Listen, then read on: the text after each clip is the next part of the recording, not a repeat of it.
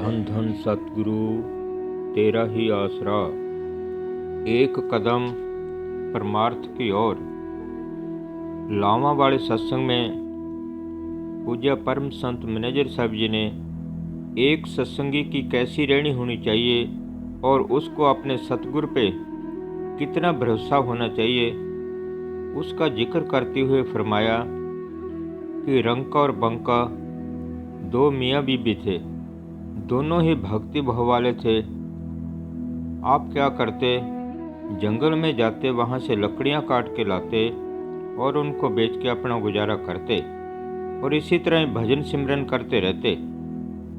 भक्त नामदेव जी ने एक बार मालिक के आगे बेनती की कि आपके भक्त इतनी परेशानी की जिंदगी काट रहे हैं, टाइम से रोटी भी नहीं मिलती, इनको कुछ दे दे। तो परमात्मा कहने लगा कि मैं तो देने को तैयार हूँ, ये लेते ही नहीं। तो भक्त नामदेव जी कहने लगे ऐसा थोड़ी हो सकता है। तो परमात्मा ने कहा कि कल जंगल में जाके आप खुद ही देख लेना। दूसरे दिन रंका और बंका जंगल में लकड़ियाँ काटने जा रहे थे तो रास्ते में एक सोने की मोर पे मिली। रंका आगे जा रहा था, बंका पीछे आ रही थी।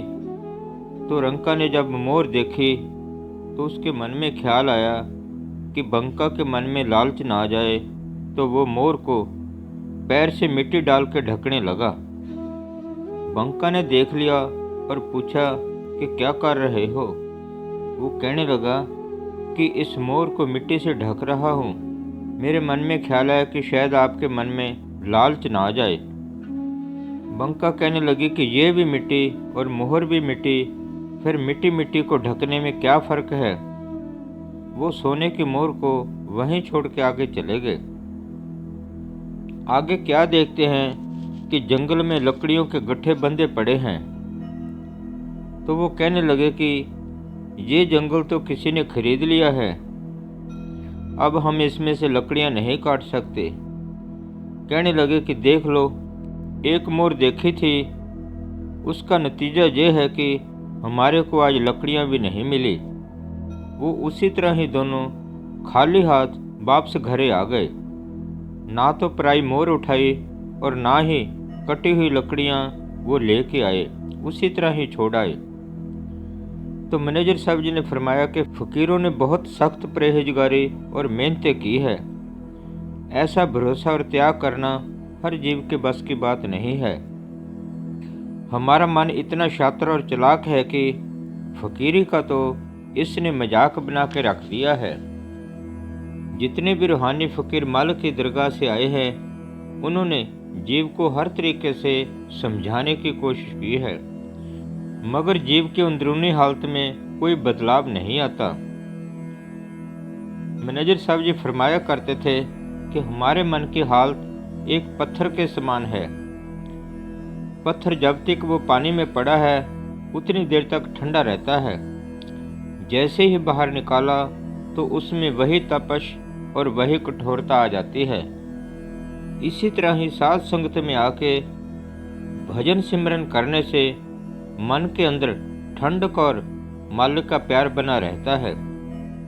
जब भी साध संग से दूर हुआ तो इसकी हालत पानी से बाहर निकाले पत्थर की तरह हो जाती है। जीव सारा कुछ जानने के बाद भी मन के अधीन होके बार बार गलतियां करता है। एक फकीर ने ठीक लिखा है, मन जानत सब बात, जानते ही अवगुण करे, काहे के कुशलात, हाथ में दीपक कुएं में पड़े। फकीर के बार बार समझाने पर भी मन जरा सी भी परवाह नहीं करता, कई तरह के कर्म करके उसके चक्रव्यूह में फंस जाता है। एक जगह गुरबाणी में भी आता है कि मन कितनी बड़ी बला है।